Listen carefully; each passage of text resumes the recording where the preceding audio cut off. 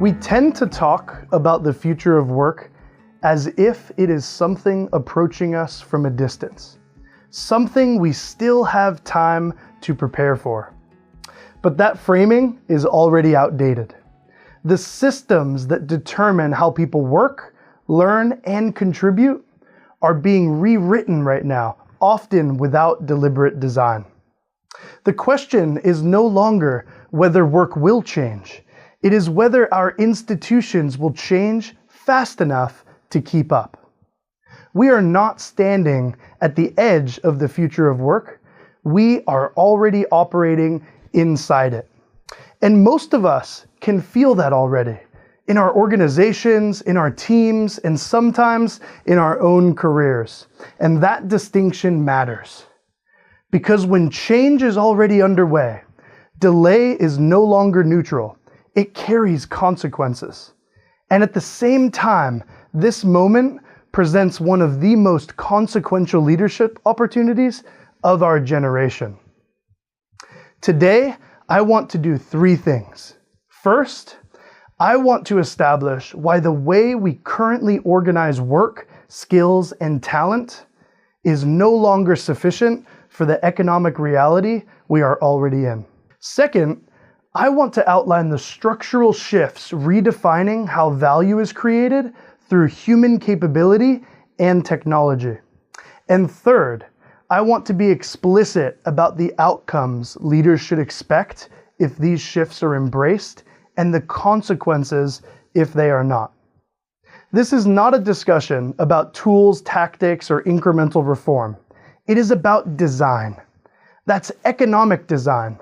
It's institutional design, and it's human capital design. So let me state my position clearly at the outset.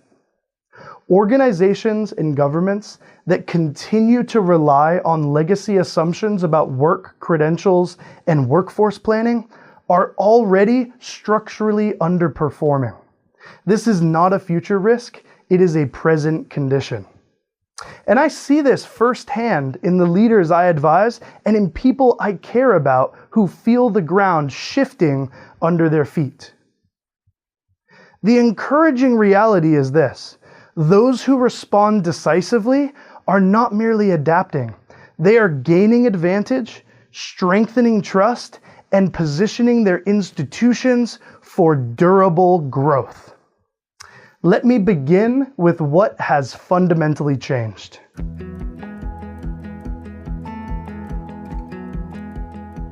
For most of the last century, work was organized around stable roles, predictable careers, and slowly changing skill requirements. And that model rewarded scale, efficiency, and consistency. But that world no longer exists. Today, value is created through adaptability, recombination, and learning velocity. The economic unit that matters most is no longer the job. It is the capability applied to evolving tasks under conditions of uncertainty. Think about the person on your team who never has the most polished resume, but is the one everybody turns to when things break. We all know that person. Our systems are still bad at recognizing those people. This is not a surface level evolution, it is a structural break. Systems designed around fixed roles and long planning cycles now struggle to keep pace. But systems designed around human capability, human judgment, and human adaptability compound advantage over time. We can already see the divergence.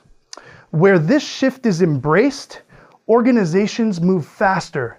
They allocate talent more precisely, and they respond to disruption with confidence. Where it is ignored, the signals are equally clear.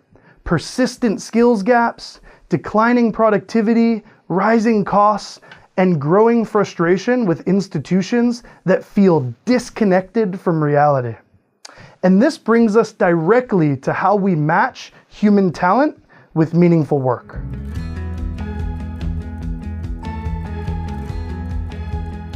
If work itself has changed, then how we recognize capability must change as well. In practice, this means measuring adaptability, learning velocity, judgment under pressure, and the ability to work effectively with others in those changing conditions. For decades, degrees, titles, and pedigree served as convenient proxies for competence. In a slower economy, that compromise was tolerable, but today, it is expensive. My position is that continued reliance on static credentials is actively suppressing performance and talent mobility right now. It excludes capable individuals, it inflates risk, and entrenches inequality, often without delivering better outcomes. The positive opportunity here is significant. When organizations and governments shift toward dynamic measures of capability and potential, they unlock broader talent pools and they improve the alignment between people and opportunity and surface contribution that was previously invisible. This shift strengthens performance. It strengthens legitimacy and it reinforces a really powerful message. Opportunity is tied to contribution and growth and not just background. Once that shift occurs, the role of technology changes fundamentally.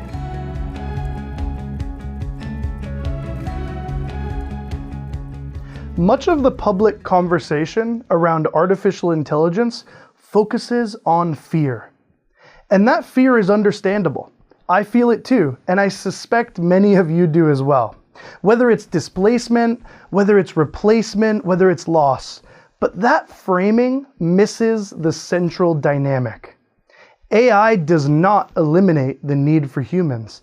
It amplifies the impact of human decisions.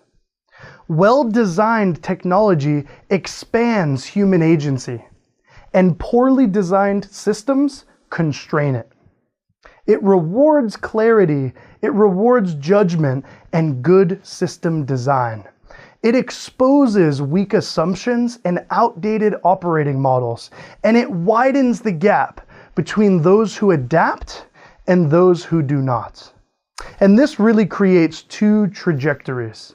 On one path, AI elevates human contribution, accelerates productivity, and frees people to focus on higher value work. On the other, it intensifies fragmentation, frustrates workers, and increases strategic risk. The difference is not the technology. It is the leadership intent and institutional design. In other words, the outcomes depend on choices you and I are already making. And that design is reshaping how human skills are valued.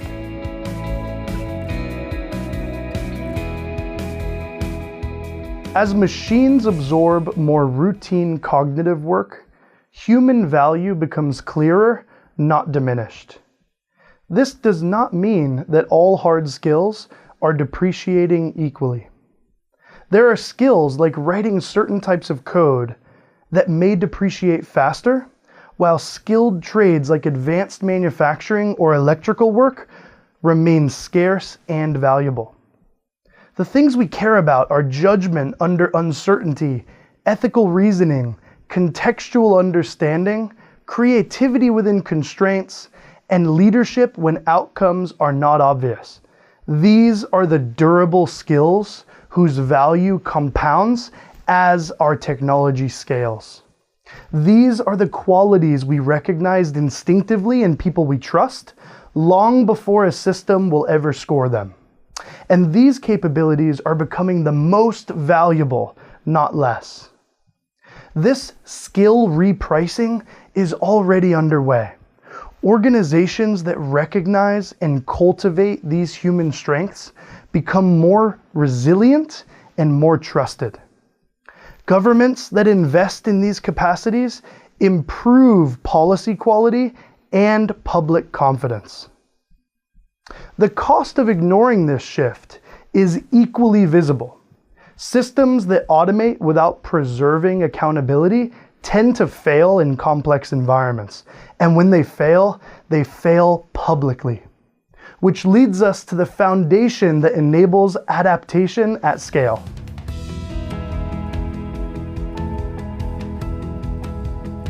One of the most hopeful truths of this moment is that human adaptability remains extraordinary.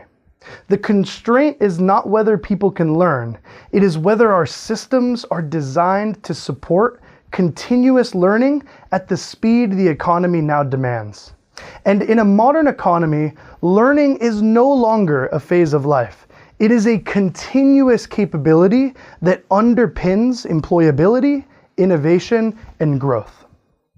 Where learning is treated as shared infrastructure, societies gain flexibility. Workers move with confidence, and employers adapt faster. Change feels navigable rather than completely destabilizing. And where learning systems lag, the opposite occurs. Mobility will slow, anxiety will rise, and adjustment becomes painful instead of productive.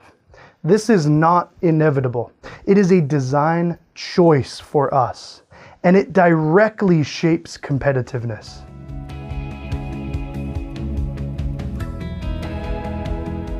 Competitiveness today is increasingly defined by one question. And that question is, how quickly can human capability be aligned with economic demand? The reality is capital can be raised. Technology can be acquired.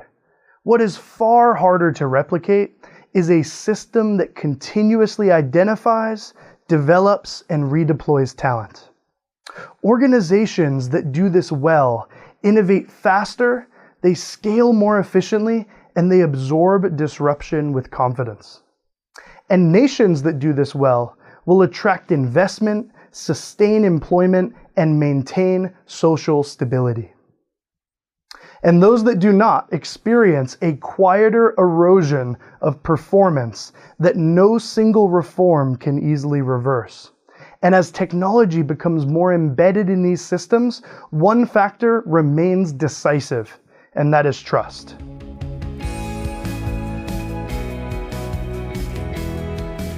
As technology increasingly influences decisions that affect people's livelihoods, trust becomes the binding constraint.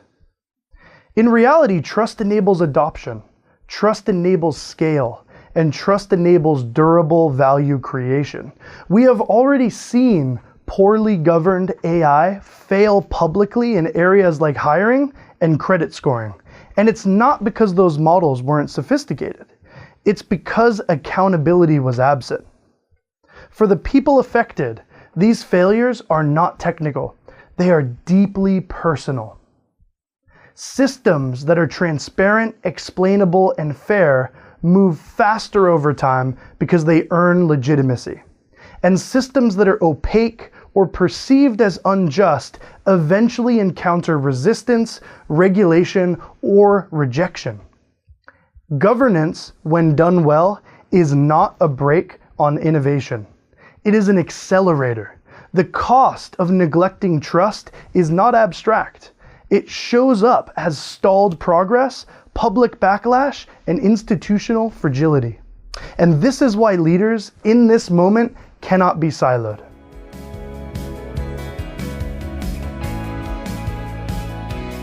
No single sector owns this transition, and really none of us can opt out of it. Governments have the opportunity to modernize policy frameworks and provide stability, while enterprises have the opportunity to redesign work and unlock productivity. Education systems have the opportunity to become more responsive and more relevant. And when these actors move in alignment, progress accelerates. When they do not, fragmentation slows adaptation and magnifies risk. Coordination is not about control. It is about coherence. And coherence enables the outcome we ultimately all care about.